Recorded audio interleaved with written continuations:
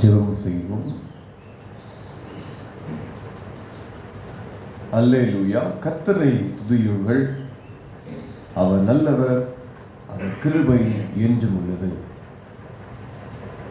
கர்த்தரை நான் எக்காலத்திலும் ஸ்தோத்தரிப்பேன், அவர் துதி எப்போதும் என் வாயில் இருக்கும். சூரியன் உதிக்கிற திசை தொடங்கி அது அஸ்தமிக்கிற திசை மட்டும் கர்த்தருடைய நாமம் துதிக்கப்படுவதாக. அன்பின் பரலோக பிதாவே, இந்த மன மகிழ்ச்சியான இந்த காலை ஆராதனை வேளைக்காய் தேவனுக்கு நன்றி செலுத்துகிறோம். இந்த புதிய நாளை காணும்படி ஆண்டவர் எங்களுக்கு கொடுத்த கிருபைக்காய் நன்றி செலுத்துகிறோம். இந்த காலை வேளையிலும் எங்களுடைய பணிகளுக்கு செல்வதற்கு முன்பதாய் உமது சமூகத்தை நாங்கள் நாடவும், உமது பிரசன்னத்தை வாஞ்சிக்கவும், வேத வசனத்தை கற்றுக்கொள்ளவும் ஆண்டவர் எங்களுக்கு கொடுத்திருக்கிற கிருபைக்காய் நன்றி செலுத்துகிறோம். இந்த ஆராதனையிலே பரிசுத்த ஆவியானவர் பிரசன்னராயிரும். வந்திருக்கிற ஒவ்வொருவரையும் வீட்டின் நன்மையினால் நிரப்பி அனுப்பும். இயேசுவின் நாமத்தில் ஜெபிக்கிறோம் நல்ல பிதாவே, ஆமென். ஆராதனை காரணமாகவும் தேவநாம மகிமைக்காக நாம் யாவரும் எழுந்து நின்று கீதங்களும் கீர்த்தனைகளும் 433வது பாடலை பாடுவோம். வா பாவி மலைத்து நில்லாதே வா. கீதங்களும் கீர்த்தனைகளும் 433வது பாடலை பாடுவோம். வா பாவி மலைத்து நில்லாதே வா, வா பாவி மலைத்து நில்லாதே வா. என்னிடத்தில் ஒரு நன்மையும் இல்லை என்றெண்ணி திகையாதே, உன்னிடத்தில் ஒன்றும் இல்லை அறிவேனே உள்ளபடி வாரேன். வா பாவி மலைத்து நில்லாதே வா. உந்தனுக்காகவே நானே அடிபட்டேன், உன் பாவத்தை சுமந்தேன். சிந்திய என் திரு இரத்தத்தால் உன் பாவம் தீர்த்து விட்டேன். பாவி வா, வா பாவி மலைத்து நில்லாதே வா.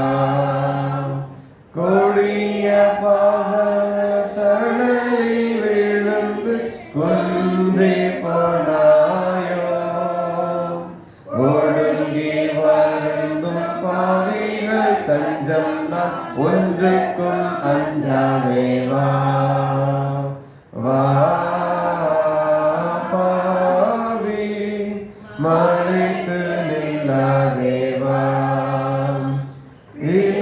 இலகையாதொரு கதியில்லாதவன் உலகை நம்பலாமோ, சிலுவை பாவிகள் அடைக்கலமல்லோ, சீக்கிரம் ஓடிவாரேன்.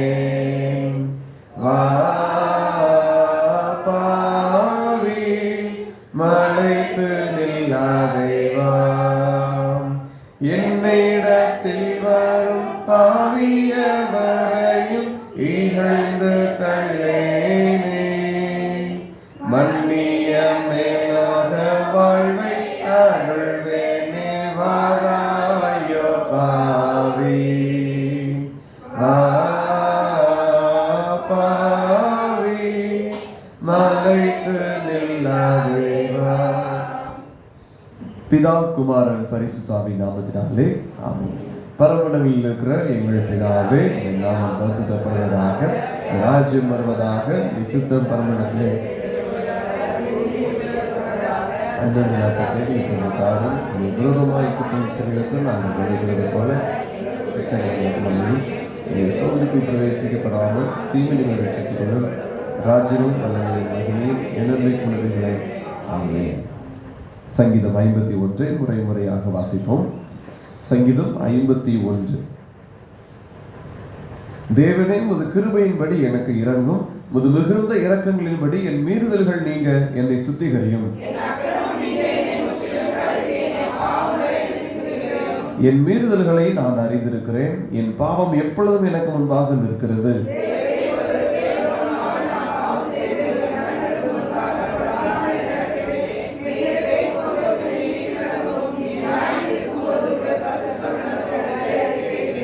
இதோ நான் துர்க்குணத்தில் உருவானேன், என் தாயினை பாவத்தில் கர்ப்பந்தரித்தாள்.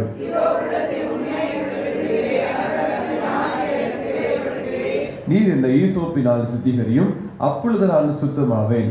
என்னை கழுவியருளும், அப்பொழுது நான் உறைந்த மலையிலும் வெண்மையாவேன்.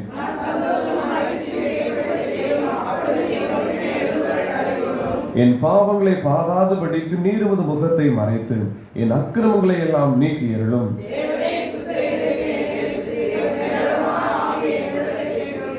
உமது சமூகத்தை விட்டு என்னை தள்ளாமலும் உமது பரிசுத்த ஆவியை என்னிடத்திலிருந்து எடுத்துக்கொள்ளாமலும் இரும்.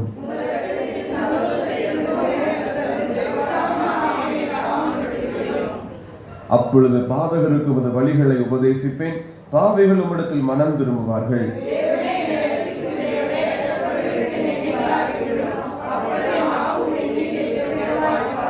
ஆண்டவரே, என் உதடுகளை திறந்தருளும், அப்பொழுது என் வாய் முடிப்புகளை அறிவிக்கும்.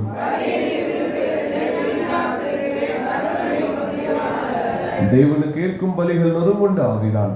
தேவனே, நொறுங்குண்டதும் நறுங்குண்டதுமான இருதயத்தை நீர் புறக்கணியீர்.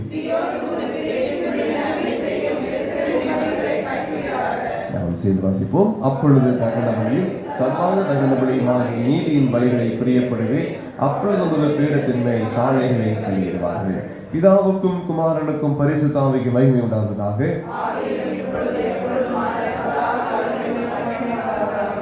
நம்முடைய விசுவாசத்தை அறிக்கை செய்வோம். வானத்தையும் பூமியையும் படைத்த சர்வ வல்லமையுள்ள பிதாவாகிய தேவனை விசுவாசிக்கிறேன். அவருடைய ஒரே குமாரனாகிய நம்முடைய நாதர் இயேசு கிறிஸ்துவை விசுவாசிக்கிறேன். அவர் பரிசுத்தாவினாலே கன்னிமரியாளுடைய கொடுத்து வைக்கப்பட்டிருந்தார். கொஞ்ச விழாத்தின் காலத்தில் பாடுபட்டு அறிந்து மறைத்து அடக்கமப்பட்ட காரணத்தை அறிந்தார். மூன்றாம் நாள் மறைத்து எழுதினார். பரம்பரத்துக்கு தேவனுடைய வனவாசத்தை வைத்திருக்கிறார். பரிசுத்தாவியை விசுவாசிக்கிறேன். பரிசுத்தவான்களை ஆவணளிக்கும் சரியான தயவுசெய்து அறிவிப்பு. இன்று மதியம் 12 மணிக்கு பெண்கள் ஐக்கிய சங்க ஜெப கொடுகை நம்முடைய ஆலயத்தில் வைத்து நடைபெறும். நீங்கள் தவறாத கலந்து கொள்ள உங்களை அன்போடு நினைவுபடுத்துகிறோம். இந்த நாளில் நாம் தியானத்திற்காக ஒருவேளை நாம் இயேசு தன்னை வெளிப்படுத்தின 7 காரியங்களை குறித்து நாம் தியானித்தோம். தன்னை தாமே ஜீவப்பம் என்று சொல்லி, நான் உலகத்திற்கு ஒளியாக இருக்கிறேன் என்று சொல்லி 7 காரியங்களிலே தன்னை வெளிப்படுத்தினார். இப்பொழுது நாம் தொடர்ச்சியாக ஒரு 5 சிறிய ஜெபங்களை குறித்து நாம் பார்க்க போகிறோம். வேதத்திலே அநேக ஜெபங்கள் இருக்கிறது, அநேக காரியங்களை நாம் பார்க்கலாம். ஆனால் ஒரு 5 சுருக்கமான கருத்துள்ள ஜெபங்களை நாம் தியானிக்கும் போது நமக்கு நல்லது. சங்கீதம் 139 23வது வசனத்தை எடுத்தவர்கள் வாசிக்கலாம். சங்கீதம் 139 23.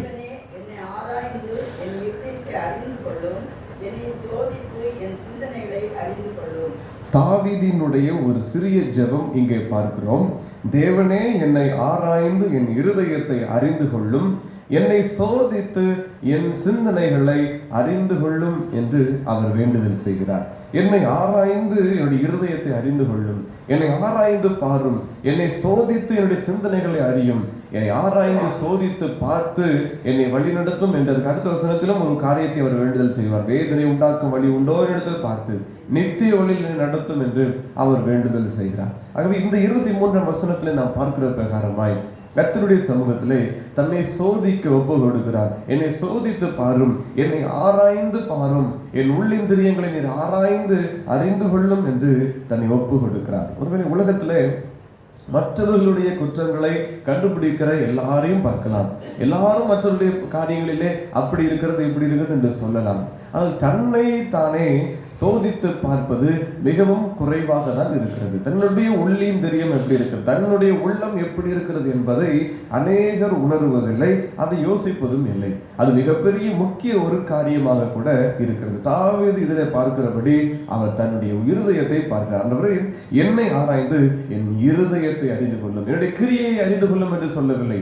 நான் ராஜ்யங்களுக்கு செய்த என்னுடைய நீதியையும் என்னுடைய அரசாட்சியையும் நீர் பாரும் என்று சொல்லவில்லை. என்னுடைய இருதயங்களை அறியும், என்னை சோதித்து என் சிந்தனையை அறிந்து கொள்ளும். உள்ளான மனிதனுடைய காரியத்தை ஒப்புக் கொடுக்கிறார். வெளிப்படையான அலங்காரம் அல்ல, பரிசுத்தம் தான் வேணும். உள்ளான மனிதன் பரிசுத்தப்படுவதுதான் அது உண்மையான ரட்சிப்பாக இருக்கிறது. ஆகவே இந்த 2 நாட்களுக்குள் இருக்கிற நாம் நம்முடைய உள்ளிந்திரியங்களை ஆராய்ந்து பார்த்து, கர்த்தாவே என்னுடைய இருதயத்தை ஆராயும், என்னுடைய சிந்தனைகளை சோதித்து அறிந்து கொள்ளும் என்று நாம் அங்கே ஆண்டுடைய பாதத்தில் சொல்லுகிறவர்களாய் காணப்பட வேண்டும்.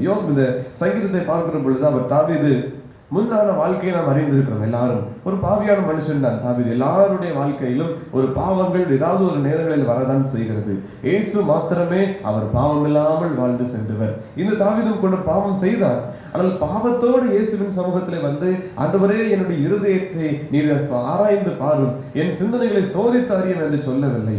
அவர் எப்படி சொல்லியிருந்தார் என்றால், தன் பாவங்கள் எல்லாம் அறிக்கை செய்து தன் இயேசுவின் ரத்தத்தினாலே கழுவப்பட்டு அவருடைய கரத்திற்குள் ஒப்பு கொடுத்து அவருடைய பிரசன்னத்திற்குள்ளே ஒப்பு கொடுத்து, நீர் என்னை வழி நடத்தும் என்று உமது பரிசுத்தாவியை என்னிடத்திலிருந்து எடுத்துக்கொள்ளாமல் இருந்து உங்களுடைய இரட்சணியத்தின் சந்தோஷத்தை திரும்பவும் எனக்கு தாரும் என்று சொல்லி, தேவனை எனக்கு இறங்கும் என்று இரக்கத்திற்காக தேவனுடைய பாதத்தில் அவர் பிடித்து கெஞ்சி அந்த ரட்சிப்பை பெற்றுக்கொண்டதுக்கு பின்பதாக தான் இதை சொல்லுகிறார். தேவனே என்னை ஆராய்ந்து அறிந்து கொள்ளும், என் இருதயத்தை நீர் ஆராயும், என்னுடைய சிந்தனைகளை சோதித்து அறியும் என்று சொல்லி, ஒரு பொருள் எப்பொழுது சோதிக்கப்படும் என்று சொன்னால் அது எல்லாம் ஒருங்கிணைத்த பின்பதாக அது சோதிக்கப்படும்.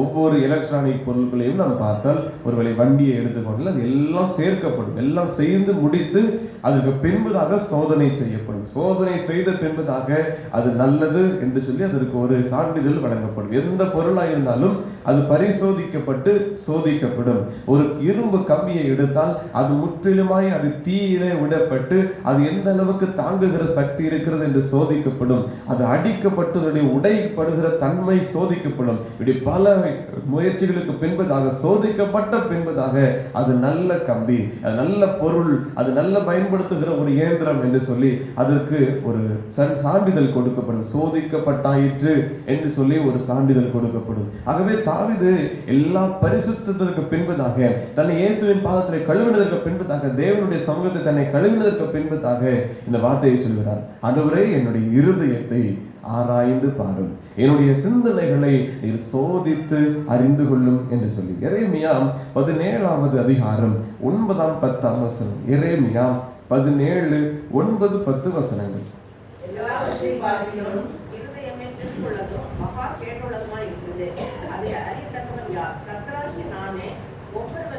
அவனவன் வழிகளுக்கும் செய்திகளின் பலன்களுக்கும் தக்கதை கொடுக்கும்படிக்கு இருதயத்தை ஆராய்கிறவரும் உள்ளந்திரியங்களை சோதிக்கிறவருமாய் இருக்கிறேன்.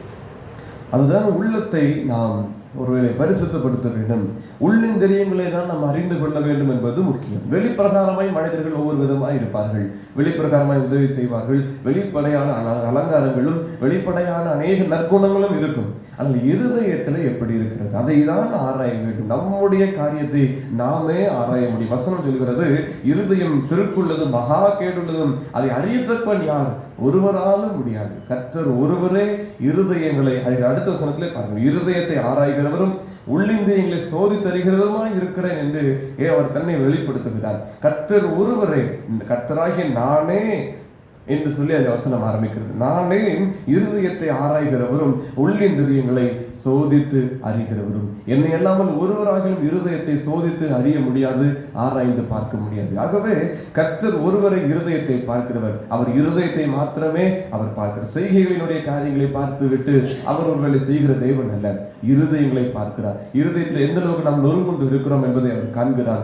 இருதயத்திலிருந்து எந்த அளவுக்கு மனப்பூர்வமாய் செய்கிறோம் அதையும் அவர் பார்க்கிற தேவனாய் இருக்கிறார். அதைதான் தாவீது சொல்கிறார், என்னுடைய இருதயத்தை நீர் ஆராய்ந்து பாரும், என் சிந்தனைகளை நீர் சோதித்து அறியும், உள்ளான மனிதன் நீர் பாரும் என்று சொல்லி கர்த்தருக்கு முன்பதாய் ஒருவேளை அவர் சவாலோடு சொல்கிறார், நீர் என்னை சோதித்து பாரும், நான் பரிசுத்தமாக இருக்கிறேன், உமக்கு முன்பதாய் உமக்கு பிரியமான காரியங்களை செய்கிறேன் என்று தன்னை ஒப்பு கொடுக்கிறார். எந்த அளவுக்கு நம்முடைய வாழ்க்கையில நாம் ஒப்பு கொடுக்க முடியும்? இதே காரியத்தை சங்கீதம் 26வது சங்கீதம் 2வது வசனம், சங்கீதம் 26:2.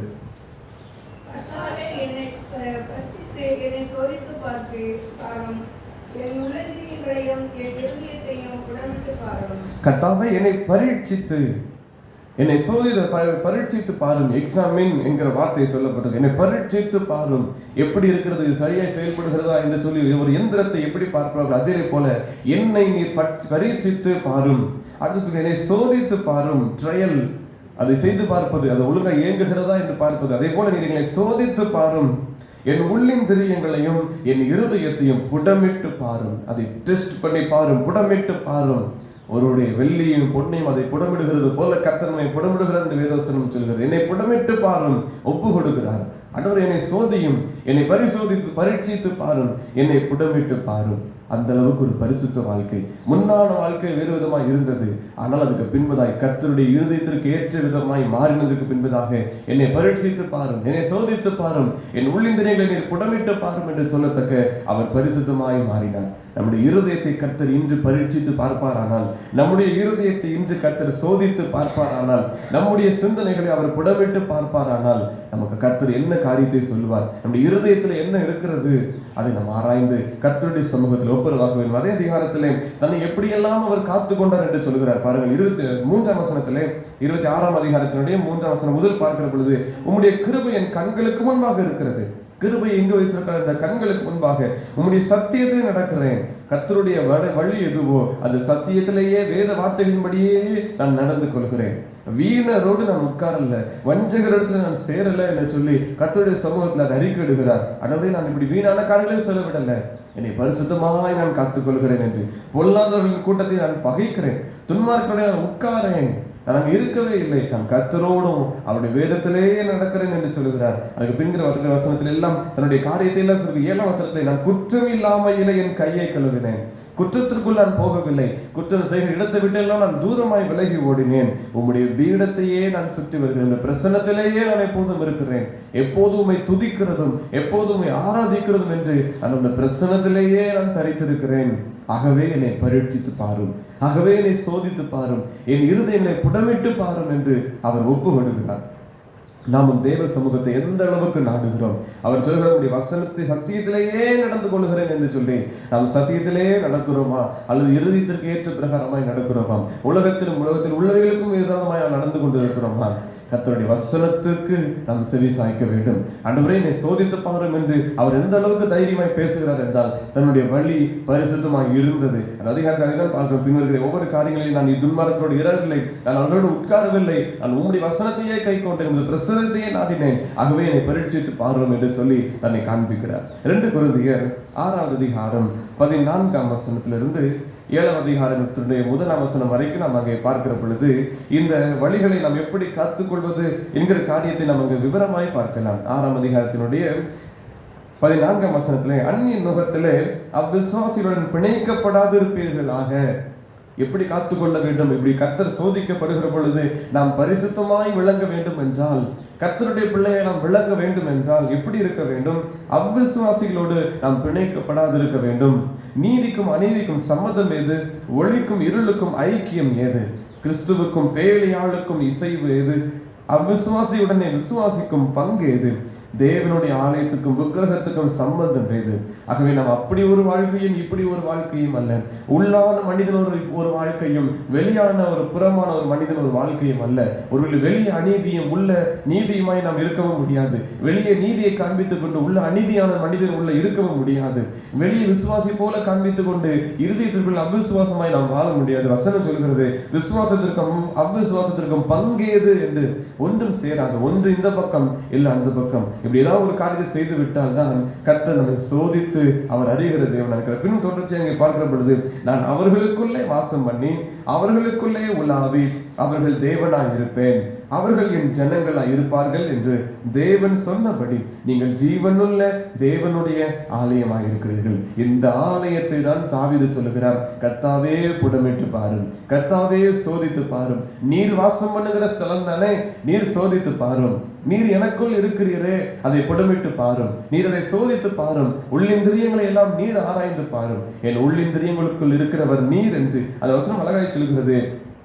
நான் அவர்களுக்குள் வாசம் பண்ணி அவர்களுக்குள்ளே உலாவி அவர்கள் தேவனாய் இருப்பேன். இந்த அனுபவம் நம்முடைய வாழ்க்கையில வர வேண்டும். இருதயத்திற்குள்ளே கர்த்தர் வாசம் பண்ண வேண்டும். அவர் நம் தேவனாய் இருக்க வேண்டும். அவர் நம்முடைய இருதயத்தில் இருந்து அவர் தேவனாய் இருந்து நமக்கு எல்லா காரியங்களையும் அவர் செய்கிறவராய் இருக்க வேண்டும். ஆகவேதான் அதனை வெளிப்படையாய் சொல்லுகிறார், ஆண்டவரே உள்ளிந்திரியங்களை சோதியும், நீர் வாசம் பண்ணுகிற ஸ்தலமாகிவிட்டு என்று பின்னும் தொடர்ச்சி பாருங்கள், ஆனபடியால் நீங்கள் அவர்கள் நடுவில் இருந்து புறப்பட்டு பிரிந்து போய் அசுத்தமானதை தொடாதிருங்கள் என்று கர்த்தர் சொல்கிறார். காரணம், இருதயத்திற்குள் நான் இருக்கிறேன், உங்க இருதயத்திற்குள் நான் வாசம் பண்ணுகிறேன், இருதயத்திற்குள் நான் உலாவுகிறேன். ஆகவே அசுத்தமானதை தொடாதிருங்கள் என்றால் எந்த பாவத்தையும் செய்யாதிருங்கள் என்பதை குறிக்கிறது.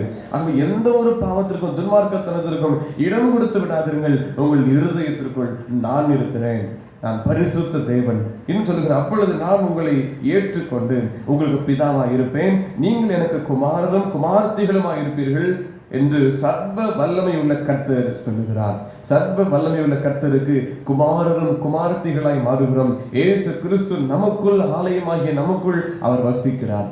ஆகவேதான் தாவீது தன்னை சொல்லுகிறார், சர்வ வல்லமையுள்ள தேவனிடத்துல என்னுடைய இருதயத்தை புடமிட்டு பாரும், என் இருதயத்தை சோதித்து அறியும், என் சிந்தனைகளை ஆராய்ந்து பாரும். 7ஆம் அதிகாரத்தின் முதல் வசனத்திலே இப்படிப்பட்ட வாக்குத்தத்தங்கள் நமக்கு உண்டாயிருக்கிறபடியால் பிரியமானவர்களே, மாம்சத்திலும் ஆவியிலும் உண்டான எல்லா அசுசியும் நீங்க நம்மை சுத்திகரித்துக் கொண்டு பரிசுத்தமாக்குதலை தெய்வ பயத்தோடு பூரணப்படுத்த கடவும் ஆண்டவர் வாக்கு கொடுத்திருக்கிறார். நம்ம அவருடைய ஆலயமாக இருக்கிறோம், நமக்குள் வாசம் பண்ணுகிறார், நமக்குள் உலாவுகிறார். ஆகவே நீங்கள் எப்படி இருங்கள், உங்க மாம்சத்திலும் ஆவியிலும் ரெண்டிலும் சொல்லுகிறார். உள்ளான மனிதன் வெளியான மனிதன் இரண்டிலும் அசுத்தமானதை நீங்கள் நீக்கி சுத்திகரித்துக் கொள்ளுங்கள். பரிசுத்தமாக்குதலை நீங்கள் இன்னும் பூரணப்படுத்துங்கள். தெய்வ பயத்தோடு அதை பூரணப்படுத்துங்கள். கர்த்தர் உங்களுக்குள் இருக்கிறார். அந்த தெய்வ பயத்தோடு பரிசுத்தமாக்குதலை பூரணப்படுத்துங்கள். கர்த்தர் உங்களுக்குள் உலாவுகிறார். அந்த தெய்வ பயத்தோடு உங்களை பரிசுத்தமாக்குதலை பூரணப்படுத்துங்கள். ஏதோ கொஞ்சம் பரிசுத்தமானால் போதும், கொஞ்சம் நேரம் ஜெபித்து விட்டால் பூரணமாய் பரிசுத்தமாக்க கடவும். காரணம், தேவன் உங்களுக்குள் இருக்கிறார். தேவ பக்தியோடு நாம் செயல்பட வேண்டும். ஆகவே இன்னும் அடுத்த காரியங்களில் தொடர்ச்சியை நாம் பார்க்கும் பொழுது அதே அதிகாரத்தில் யோபு 31ஆம் அதிகாரத்துக்கு நாம் வருவோம். யோபு 31 6வது வசனம். சுமுத்திரையான தராசிலே தேவன் என்னை நிறுத்து, என் உத்தமத்தை அறிவாராக. இங்கே யோபு சொல்லுகிறார், சுமுத்திரையான தராசிலே தேவன் என்னை நிறுத்து. சுமுத்திரையான தராசு என்றால் ஹானஸ்ட் ஸ்கேல் என்று சொல்லப்பட்டிருக்கிறது. ஒரு நேர்மையான தராசு, எந்த ஒரு கள்ளத்தராசும் அல்ல, எந்த ஒரு பக்கம் ஒரு ஏமாற்றும், ஒரு பக்கம் சரிந்து நிற்கிறதுமாய் அல்ல, அது நேர்மையாய் செயல்படக்கூடிய தராசு. அதிலே தேவன் என்னை நிறுத்து, என் உத்தமத்தை அறிவாராக. எந்த அளவுக்கு சொல்கிறார் பாருங்கள், தன்னுடைய வாழ்க்கை அவ்வளவு கர்த்தருக்கு உகந்ததாய் பரிசுத்தமாய் இருந்தபடியினாலே அவர் சொல்லுகிறார், கர்த்தர் என்னை நிறுத்து பார்த்து என் உத்தமத்தை அவர் அறிவாராக. அந்த அளவுக்கு என்னுடைய வாழ்க்கை இருக்கிறது என்று வெளிப்படுத்துகிறார். சங்கீதம் 17 3ஆம் வசனம். சங்கீதம் 17:3. நீர் என் இருதயத்தை பரிசோதித்து காப்பாளத்தில் அதை விசாரித்து என்னை புடமிட்டு பார்த்தும் ஒன்றும் காணாதிருந்தேன், என் வாய் மீறாதபடிக்கு தீர்மானம் பண்ணினேன். இங்க அவர் சொல்லுகிறார், நான் கபடமில்லாத, முதல் வசனத்திலே பாருங்கள், கபடமில்லாத உதடுகளில் நின்று பிறக்கும் என் விண்ணப்பத்திற்கு செவி கொடும். தன்னுடைய உதடு எப்படி காத்து கொண்டாராம், அந்த 3ஆம் வசனத்துல பின்னாடி பார்க்கும், என் வாய் மீறாதபடிக்கு நான் தீர்மானம் பண்ணினேன். என்னுடைய வாய்களிலிருந்து, கபடமில்லாத உதடுகளிலிருந்து பிறக்கிற என் விண்ணப்பத்துக்கு கர்த்தர் செவிகொடும் என்று சொல்லிவிட்டு தான் சொல்கிறார், நீ இருதயத்தை பரிசோதித்து ராக்காலத்தை அதை விசாரித்து என்னை புடமிட்டு பார்த்தும் ஒன்றும் காணாதிருக்கிறேன். அந்த அளவுக்கு பரிசுத்தம். கர்த்தருடைய ஆலயம் அந்த அளவுக்கு பரிசுத்தமாய் பார்க்கப்படுகிறது. இருதயமாகிய ஆலயத்தில் கர்த்தர் உலாவுகிற, கர்த்தர் வாசம் பண்ணுகிற இந்த ஆலயத்தை அந்த அளவுக்கு அவர் பரிசுத்தமாய் காக்கிறார். என்னுடைய உதடுக்கு தீர்மானம் பண்ணுகிறேன் என்று சொல்கிறேன், வாய் மீறாதபடிக்கு நான் தீர்மானம் பண்ணுகிறேன். காரணம், என் வாய் மீறினால் எனக்குள் இருக்கிற பரிசுத்த தேவனை நான் அவர் வெளியே போகும்படி நான் அனுப்பி விடுவேன். அவர் பரிசுத்த தேவன். நான் என்னுடைய ஆலயத்தை பரிசுத்தமாய் காக்க வேண்டும் என்றால் என் வாய்க்கு நான் தீர்மானம் பண்ண வேண்டும். வாய் மீறாதபடிக்கு நான் தீர்மானம் பண்ண வேண்டும். என் கை அசுத்தமானதை தொடாதபடிக்கு, செய்யாதபடிக்கு நான் தீர்மானம் பண்ண வேண்டும். தாவீதுடைய விண்ணப்பம், இந்த அதிகாரம் முழுவதும் தாவீதின் விண்ணப்பமாய் நாம் அங்கே பார்க்கலாம். இன்னும் சொல்கிற, என்னுடைய காலடி வலுவாதபடிக்கு என் நடைகளை வழிகளிலே ஸ்திரப்படுத்தும் என்று சொல்கிறார். இன்னும் மனுஷருடைய செய்கைகளை குறித்து, நான் உடைய உதடுகளின் வாக்கினாலே துஷ்டனுடைய பாதைக்கு விலக்கமா என்னை காத்துக் கொள்கிறேன் என்று அந்த வாழ்க்கையோட, அந்த வழியோடு நான் போகல, துன்மார்க்கருடைய வழிக்கு என்னை நான் விலக்கி காக்கிறேன். அந்த வழிக்குள் நான் போயிடக்கூடாது. காரணம், எனக்குள் தேவன் இருக்கிறார், எனக்குள் தேவன் வாசம் பண்ணுகிறார், அவர் எனக்குள் உலாவுகிறார். நமக்குள் இருக்கிற தேவனை நீங்கள் பாவத்தினாலே தீட்டுப்படுத்தாதபடிக்கு பரிசுத்தமாக்குதலை தெய்வ பயத்தோடு நீங்கள் பூரணப்படுத்துங்கள். 31ஆம் சங்கீதம் 1வது வசனம். சங்கீதம் 39 சங்கீதம் 39:1. என் நாவினால் பாவம் செய்யாதபடிக்கு நான் என் வழிகளை காத்து துன்மார்க்கன் எனக்கு முன்பாக இருக்கும் மட்டும் என் வாயை கடிவாளத்தால் அடக்கி வைப்பேன் என்றேன். தாவீது இங்கேயும் சொல்லுகிறார், என் நாவினால் நான் பாவம் செய்யாதபடிக்கு நான் என் வழிகளை காத்து, தவறான காரியங்களை பேசிவிட்டு நான் தவறான வழியிலே போய்விடக்கூடாது என்பதற்காக நான் அதை காத்து, துன்மார்க்கன் எனக்கு முன்பாக இருக்கு மட்டும் என் வாயை கடிவாளத்தால் அடைக்க நான் வைக்கிறேன். காரணம், துன்மார்க்கரோட நான் பேசிவிட்டால் அவன் துன்மார்க்கத்தனம் எனக்குள் வந்துவிடும், அவனுடைய வார்த்தைகள் எனக்குள் வந்துவிடும். எனக்குள் தேவன் இருக்கிறார், நான் பரிசுத்தமாய் வாழ வேண்டும், நான் தீட்டுப்பட்டு விடக்கூடாது. எனக்குள் தேவன் வசிக்கிறார், அவர் எனக்குள் உலாவுகிறார். நான் துன்மார்க்கரோட அதிகமாய் பேசுகிறதுனாலே அவனுடைய பண்புகள் எல்லாம் எனக்குள்ள வந்துடுமே, பரிசுத்தாவியானவர் என்னை விட்டு வெளியே போய்விடுவார். ஆக இதற்கு நான் இடம் கூடாதபடி என்ன செய்கிறார், துன்மார்க்கனுக்கு முன் இருக்கிற வரைக்கும் என் வாயை கடிவாளத்தால் அடக்கி வைப்பேன் என்று அவர் சொல்கிறார். 66ஆம் சங்கீதத்தினுடைய 10வது வசனம், சங்கீதம் 66:10. தேவனே என்னை சோதித்தீர், வெள்ளியை புடமிடுகிறது போல என்னை புடமிட்டீர். என்னை சோதித்தீர், எப்படி புடமிட்டாராம், வெள்ளியை புடமிடுகிறது போல எங்களை புடமிட்டீர் என்று அவர் எழுதுகிறார். வெள்ளியை புடமிடுவது ஒரு லேசான காரியம் அல்ல.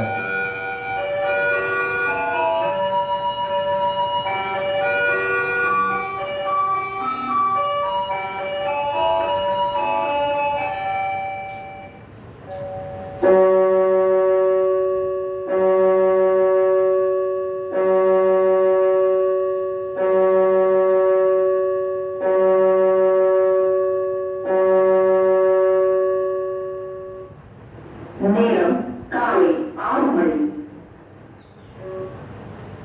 சகோதரரே, நீங்கள் நன்மை செய்வதிலே சோர்ந்து போகாதீர்கள். 2 தெசலோனிக்கேயர் 3ஆம் அதிகாரம் 13ஆம் வசனம். வெள்ளியை புடமிடுகிறது போல எங்களை புடமிட்டீர் என்று சொல்லுகிறார். காரணம், வெள்ளி அது நேரடியாய் கிடைக்கிற ஒரு காரியம் அல்ல, அது பல வழிகளுக்கு பின்பதாக தான் வெள்ளி கிடைக்கும். ஒருவேளை நிலத்தை தோண்டினால் கச்சா எண்ணெய் வரும், அதிலிருந்து அவர்கள் ஒவ்வொரு முறையாக தாண்ட பெட்ரோல், டீசல், மண்ணெண்ணெய் என்று ஒவ்வொரு நாள் எடுத்துக்கொண்டே இருப்பார்கள். ஆனால் இதே இரும்பை தேடுகிற பொழுது இரும்பு கிடைக்கும், அதையும் சில சுத்திகரிப்புக்கு பின்பதாக அது சில சுத்திகரிப்புக்கு பின்பதாக கிடைத்துவிடும். தங்கமும் அதே போல தங்கமாய் கிடைக்கும், கொஞ்சம் சுத்திகரிப்பு செய்தால் அது ஒருவேளை வந்துவிடும். ஆனால் வெள்ளி அப்படி அல்ல, பல புடமிடுதலுக்கு பின்பதாக தான் அது கடைசியில் வெள்ளியாய் வந்து கிடைக்கும். ஆகவே தான் சொல்லுகிறார், இனி அப்படி புடமிட்டு மீண்டும் மீண்டும் என்னை பரிசோதிக்கிறதற்கு, சோதனைக்கு என்னை உட்படுத்தி இன்னும் களைய வேண்டிய பாவங்களை கழுவி கழுவி கழுவி என்னை பரிசுத்தப்படுத்தி கடைசியில சுத்த பொன்னாய் என்னை விளங்க செய்கிறீர். வெள்ளியை புடமிடுகிறது போல எங்களை ஒப்பு கொடுத்து விட்டீர், எங்களை கழுவுகிறீர். ஒரு பக்கம் அடி விழுகிறது, அதை சரிப்படுத்துகிறீர். அடுத்த ஒரு கட்டத்திற்கு ஒப்பு கொடுக்கிறீர், அங்கு சீர்படுத்த வேண்டிய காரியத்தை சீர்படுத்துகிறீர். இன்னும் எங்க நான் வாயை காக்க வேண்டும், எங்கு என் நாவை காக்க வேண்டும், எங்கு என் கண்ணை பரிசுத்தப்படுத்த வேண்டும், இப்படி ஒன்னொன்னாய் எங்களை ஒப்பு கொடுத்து வெள்ளியை புடமிட்டு கடைசியில் அது சுத்த காரியமாய் விளங்குகிறது போல எங்களை நீர் புடமிட்டு ஒப்பு கொடுத்தீர் என்று அவர் சொல்லுகிறார். 1 பேதுரு 1ஆம் அதிகாரம் 7ஆம் வசனத்திலே இந்த பேதுரு மிகவும் அழகாய் இந்த காரியத்தை பேசுகிறார். 1 பேதுரு 1:7 நாம் பார்க்கும். அழிந்து போகிற பொன் அக்கினியினாலே சோதிக்கப்படும். அதை உருக்குவார்கள், அதனுடைய அசுத்தங்கள் எல்லாம் போய்விட்டு அந்த பொன் சுத்தமாய் விளங்கும். அழிந்து போகிற பொன் அக்கினியினாலே சோதிக்கப்படும். அதை பார்க்கிலும் அதிக விலையேற பெற்றதாய் இருக்கிற உங்கள் விசுவாசம் சோதிக்கப்பட்டு இயேசு கிறிஸ்து வெளிப்படும் போது உங்களுக்கு புகழ்ச்சியும் கனமும் மகிமையும் உண்டாக காணப்படும். இதுதான் தாவீது ஒப்பு கொடுக்கிறார். என்னை சோதித்து பாரும், என்னை புடமிட்டு பாரும். எதற்கு என்றால் இந்த இயேசு கிறிஸ்து வெளிப்படுகிற பொழுது புகழ்ச்சியும் கனமும் மகிமையும் உண்டாக அங்கே காணப்படுகிறதை நாம் பார்க்கலாம். ஆகவே அதை பார்க்கிலும் இந்த பொன் எப்படி விலையேற பெற்றதோ அதை பார்க்கிலும் விலையேற பெற்றது நம்முடைய விசுவாசம் என்று பார்க்கிறோம். விசுவாசத்தை கர்த்தர் சோதித்து நமக்கு புகழ்ச்சியும் கனமும் மகிமையும் உண்டாக அவருடைய வருகையிலே நாம் காணப்படுகிறோம். அதற்காக தான் ஓடிக்கொண்டிருக்கிறோம். பரிசுத்தமாகுதல், எதற்கு பரிசுத்தமாக வேண்டும்? வருகையில் கடைசி நேரத்தில் நாம் ரட்சிக்கப்பட்டால் போதாதா என்று அநேகர் கேள்வி கேட்கலாம். எதற்கு பரிசுத்தமாக வேண்டும்? எந்த இடத்திலெல்லாம் நாம் புடமிடப்பட வேண்டுமோ, எங்கெல்லாம் இது சரி செய்யப்பட வேண்டுமோ அது எல்லாம் ஆராய்ந்து பார்த்து இப்பொழுதே நம்மை கழுவி கழுவி தினமும் பரிசுத்தப்படுத்தி தினமும் நம்மை புடமிட்டு தினமும் நம்மை நாமே சோதித்து பார்த்து நாம் நம்மை பரிசுத்தப்படுத்திக் கொள்ள வேண்டும். தாவீது இவ்வளவு முறைக்கும் பெறுவதாக தான் சொல்லுகிறார். என் உள்ளின் திரியங்களை நீர் ஆராய்ந்து பாரும், என் உள்ளின்களை சோதித்து பாரும், பரீட்சித்து பாரும், புடமிட்டு பாரும். எந்த அளவுக்கு வைராக்கியம் பாருங்கள். கர்த்தருடைய வழிகளிலே நடக்கிறதுனாலே அதை தைரியமாய் சொன்னார். அவருடைய வசனத்திலே கை கொள்ளுகிறதுனாலே தைரியமாய் சொன்னார். நாம் சொல்ல முடியுமா? கர்த்தருடைய சமூகத்தை ஆண்டவரே எங்களை சோதித்து பாரும், எங்களை உணர்த்தி பாரும் என்று சொல்லி நாம் சொல்ல முடியுமா? யோபு 23ஆம் அதிகாரம் 10வது வசனம். யோபு 23:10. ஆனாலும் நான் போகும் வழியை அவர் அறிவார், அவர் என்னை சோதித்த பின் நான் பொன்னாக விளங்குவேன். அசுத்தமாய் நான் இருக்கக்கூடும், ஆனால் நான் போகிற வழியை அவர் அறிவார். என்னை சோதித்ததற்கு பின்பதாக நான் சுத்த பொன்னாய் அவருடைய சமூகத்தில் விளங்குவேன். ஒருவேளை மாசு அழுக்கு எல்லாம் இருக்கலாம், ஆனால் அவர் என்னை சோதிப்பார். அப்பொழுது என்னை புடமிடுவார். புடமிடுகிற பொழுது என் அக்கிரமங்கள் எல்லாவற்றையும் கழுவுவார். நான் என்னை சீர்படுத்திக் கொள்வேன். என் வாய் மீறாதபடிக்கு, என் கண் மீறாதபடிக்கு, என் சரீரம் மீறாதபடிக்கு அதுக்கு கடிவாளத்தையும் தீர்மானத்தையும் பண்ணி நான் ஒடுக்குவேன். அதுக்கு பின்பதாய் என்னை சுத்த பொன்னாக விளங்க செய்வார். ராஜ்யத்திற்கு என்னை தகுதி உள்ளவராய் மாற்றுவார். இயேசு வருகிற வருகையிலே காணப்படத்தக்கதாய் என்னை தகுதியாய் மாற்றுவார் என்று யோபு 27ஆம் அதிகாரத்திலே 5-6 வசனத்திலே, நீங்கள் பேசுகிறது நீதி என்று நான் ஒத்துக்கொள்வது எனக்கு தூரமாய் இருப்பதாக, என் ஆவி பிரியும் மட்டும் என் உத்தமத்தை என்னை விட்டு விலக்கேன். உத்தமம் எது வரைக்கும் இருக்குமோ, என் ஆவி பிரியும் மட்டும், மறிக்கும் மட்டும் நான் உத்தமத்தை விட்டு விலக மாட்டேன் என்று சொல்லுகிறேன். அடுத்த வசனத்தை சொல்லுகிறேன், என் நீதியை கெட்டியாய் பிடித்திருக்கிறேன், அதை நான் விட்டு விடேன். நான் உயிரோடு இருக்கும் அளவும் என் இருதயம் என்னை நிந்திக்காது. ஏன் நிந்திக்காது? அது வரைக்கும் நான் எப்படி உத்தமத்திலே நடப்பேன். அநீதியில் நடந்தால்தான் இருதயம் நிந்திக்கும். அவர் சொல்கிறார், நான் உத்தமத்திலேயே நடப்பேன், உயிர் பிரிய மட்டும் நான் உத்தமத்தை நான் பிடித்துக் கொள்வேன் என்று சொல்லி தன்னுடைய வாழ்க்கையை ஒப்புக் கொடுக்கிறார். கடைசியாக யாக்கோபு 1ஆம் அதிகாரத்தின் 12வது வசனத்தை நாம் வாசிப்போம். இது எதற்காக இந்த ஜெபம், எதற்கு நாம் சோதிக்கப்பட வேண்டும், எதற்கு இந்த காரியங்களை செய்ய வேண்டும், இதில் அநேக அர்த்தங்களை நாம் பார்க்கலாம். யாக்கோபு 1:12.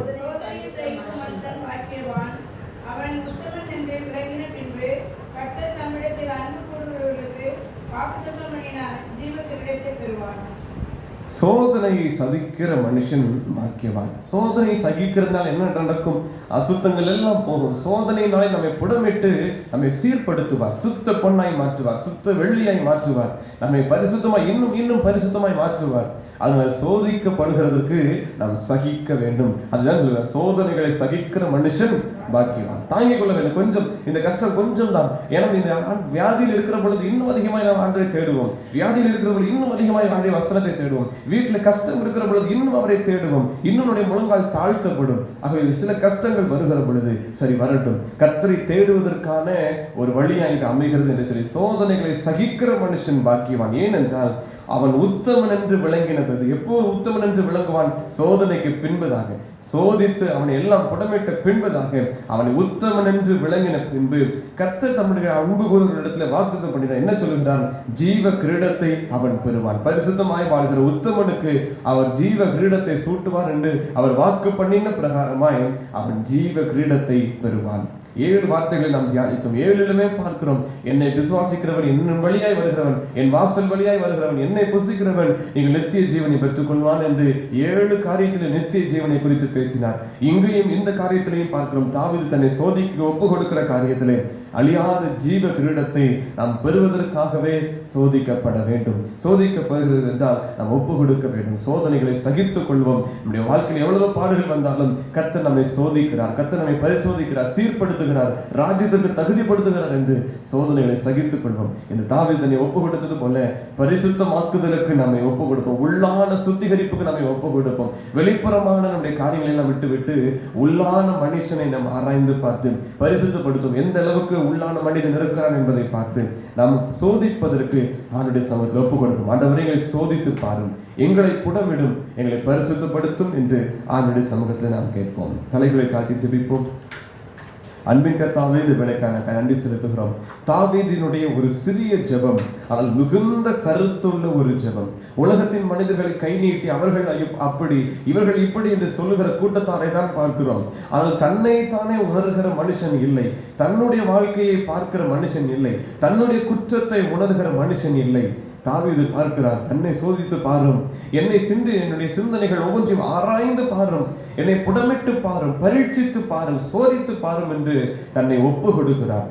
கர்த்தாவே என்னை ஆராய்ந்து பார்த்து என்னை நீர் விளங்க செய்யும், என்னை சுத்த பொன்னாய் விளங்க செய்யும், என்னை சுத்த வெள்ளியாய் என்னை விளங்க செய்யும் என்று சோதனைக்கு ஒப்பு கொடுக்கிறார், சோதிப்பதற்கு ஒப்பு கொடுக்கிறார். இன்னும் சொல்லுகிறார், என்னை சோதித்தீரே, என்னிடத்தில் ஒன்றும் காணவில்லையே என்று சொல்லுகிறார். காரணம், அவர் செய்த தீர்மானம். இனி என் வாய் மீறாதபடிக்கு நான் தீர்மானம் பண்ணினேன் என்று சொல்லுகிறார். இனி என்னுடைய வார்த்தைகள் மீறாதபடிக்கு, துன்மார்க்கருடைய முன்னாடி இருக்கிற வரைக்கும் என் வாய்க்கு நான் கடிவளத்தை போட்டேன், பேசக்கூடாதபடிக்கு நான் கண்ட்ரோலில் வைத்திருந்தேன். காரணம், துன்மார்க்கரோடு பேசுகிறதுனாலே எனக்குள் அந்த துன்மார்க்கத்தை வந்துவிடக்கூடாது. எனக்குள் இருக்கிறவர் தேவன், எனக்குள் உலாவுகிறவர் தேவன், எனக்குள் வாசம் பண்ணுகிறவர் தேவன். அவர் எனக்குள் இருந்து தேவனாய் இருக்கிறார். அவரை நான் தீட்டுப்படுத்தக்கூடாது. சர்வ வல்லமை உள்ள தேவன் எனக்குள் இருக்கிறார். ஆகவே நான் இந்த வார்த்தைகளினாலே அவரை தீட்டுப்படுத்தி விடக்கூடாது. என் செய்கைகளினாலே நான் அவரை அசுத்தப்படுத்திவிடக்கூடாது. என்னுடைய சிந்தனைகளினாலே நான் அவரை துன்மார்க்கமாய் அவருடைய காரியங்களிலே நான் அவரை படுத்திவிடக்கூடாது. அவரை வேதனைப்படுத்தக்கூடாது, அசுத்தப்படுத்தி விடக்கூடாது. என்னுடைய ஆலயத்தை நான் பரிசுத்தமாய் காக்க வேண்டும் என்பதற்காக ஆண்டவரே என்னை சோதித்து பாரும், ஆண்டவரே என்னை பரீட்சித்து பாரும், என்னை புடமிட்டு பாரும் என்று சொன்னது போல ஆண்டவரே நாங்களும் ஜெபிக்கிறோம். எங்களை புடமிட்டு பார்ப்பீராக, எங்களை சுத்த பண்ணாய் விளங்க செய்வீராக. ஒருவேளை நாங்கள் என்ன பாவம் செய்தோம் என்று நாங்களே நினைக்கலாம். எங்கள் இருதயத்தை உணர்த்துவீராக, எங்களுடைய இல்ல உள்ளிந்திரியங்களை உணர்த்துவீராக. எந்தெந்த காரியங்களில் நாங்கள் பாவம் செய்தோம், எந்தெந்த காரியங்களில் நாங்கள் உண்மை துக்கப்படுத்தினோம், எந்தெந்த காரியங்களில் உண்மை வேதனைப்படுத்தினோம், அதையெல்லாம் எங்களுக்கு உணர்த்துவீராக. இதில் இந்த நாட்களிலே நாங்கள் அதை உணர்ந்து அறிக்கை செய்து இந்த ஆலயத்தை பரிசுத்தப்படுத்த கர்த்தர் கிருபை செய்யுங்க. இருதயமாகிய ஆலயத்தை பரிசுத்தப்படுத்துவோம். கர்த்தர் உலாவுகிற, கர்த்தர் வாசம் பண்ணுகிற இந்த ஸ்தலத்தை நாங்கள் அவருக்கென்று பரிசுத்தப்படுத்துவோம். கிருபை செய்யுங்க. இந்த வசனத்தினாலும் நிறைந்திருக்கட்டும் எங்கள் இருதயம், ஜெபத்தினாலும் ஜெபத்தின் பிரசன்னத்தினாலும் எங்கள் இருதயம் நிறைந்திருக்கட்டும். தேவ பிரசனம் எப்போதும் எங்கள் ஒவ்வொருவருக்குள் இருக்கட்டும். மாயைக்கும் உலகத்தின் காரியங்களுக்கும் அசுத்தத்திற்கும் நாங்கள் ஒப்புக்கொடாதற்கு கிருபை செய்யுங்க. தேவ பக்தியோட பரிசுத்தமாக்குதலை நாங்கள் பூரணப்படுத்த கிருபை செய்யுங்க. கர்த்தர் எங்களுக்குள் இருக்கிறாங்க, தெய்வ பயம் இருக்கட்டும். அதனாலே பரிசுத்தமாக்குதல் நாங்கள் எங்களுக்குள் இருக்கட்டும். இன்னும் நாங்கள் பரிசுத்தமாக்க எங்களுக்கு கிருபை செய்யுங்க. அசுத்தம் வேண்டாம், எங்களை பரிசுத்தமாய் காத்துக் கொள்வீராக. இந்த சோதிக்கப்படுகிறதற்குனால காரணம் என்ன? ஒரே ஒரு முடிவுதான், ஜீவ கிரீடத்தை அவர் தருவார். தனக்கு அன்பா இருக்கிறவர்களுக்கு அவர் வாக்கு பண்ணின வார்த்தையின்படி ஜீவ கிரீடத்தை தருவார். அழிவில்லாத ஜீவ கிரீடத்தை எங்களுக்கு சூட்டுவார். அந்த நித்திய ஜீவனுக்காக, அந்த பரலோகத்தின் பாக்கியத்திற்காகவே நாங்கள் எங்களை ஒப்புக் கொடுக்கிறோம். எங்களை சோதித்து பாரும், எங்களை ஆராய்ந்து பாரும், எங்களை புடமிட்டு பாரும். எங்களை நாங்கள் பரலோகத்துக்கு போய்விடுவோம் என்று சொல்லிக் கொள்ளலாம். ஆனால் எங்கள் இருதயத்திற்குள் என்ன இருக்கிறது என்பதை நீரே அறிவீர். அதை உணர்த்தும். பரலோகத்துக்கு தகுதி உள்ளவர்களாக எங்களை மாற்றுகிறாங்க, எங்களை சுத்திகரிப்பீராக, பாவமர எங்களை கழுவுவீராக, எங்கள் ஆத்துமாவை உயிர்ப்பிப்பீராக, பரிசுத்தப்படுத்துங்க. உன்னதமான தேவனுடைய கரங்களை எங்களை ஒப்புக் கொடுக்கிறோம். கழுவி சுத்திகரிக்கிற ஆண்டவர் தாமே எங்களை கழுவி சுத்திகரிப்பீராக. இயேசுவின் இரத்தத்தினாலே எங்கள் இருதயத்தை நாங்கள் கழுவுகிறோம். பரிசுத்தப்படுத்துங்க. இன்னும் எங்களை உணர்த்தி நாங்கள் ஒவ்வொரு நாளும் அவரை ஜெபிக்கிறது இல்லை, எங்களுடைய இடைப்படுவீராக, எங்களை உணர்த்துவீராக. உமக்கே மகிமை உண்டாகட்டும். எங்களை தாழ்த்தி தருகிறோம். இந்த நாளின் வேலைகளை கர்த்தர் ஆசீர்வதியும். பிரயாணங்களை வாய்க்க பண்ணுங்க. தேவைகளை சந்தித்திருங்க. உமது கிருபை கூட இருக்கட்டும். ஆலயத்தின் பணிக்காய் ஜெபிக்கிறோம். கட்டுமான பணிகளும் தடையில்லாமல் நடைபெறும். இந்த நாளின் பணிகளில் கர்த்தருடைய பிரசன்னம் இருக்கவும் ஜெபிக்கிறோம். உமது கிருபை எங்களோடு கூட இருப்பீராக. உமது வீட்டின் நன்மைகளால் எங்கள் ஒவ்வொருவரையும் நிரப்புவீராக. இயேசுவின் நாமத்தில் ஜெபிக்கிறோம் நல்ல பிதாவே, ஆமென். நம்முடைய கர்த்தராகிய இயேசு கிறிஸ்துவின் கிருபையும் பிதாவாகிய தேவனுடைய அன்பும் பரிசுத்த ஆவியானவருடைய ஐக்கியம் நம் அனைவரோடும் கூட எப்போதைக்கும் இருப்பதாக, ஆமென். சிலுவை அண்டையில் நம்பி வந்து நிற்கையில் பாவ பாரம் நீங்கி வாழ்வடைந்தேன். எந்த நேரமும் எனதுள்ளத்திலும் பேரானந்தம் பொங்கி பாடுவேன். கர்த்தர் உங்களோடு இருப்பாராக. தெய்வ சமாதானத்தோட சென்று வருவோம்.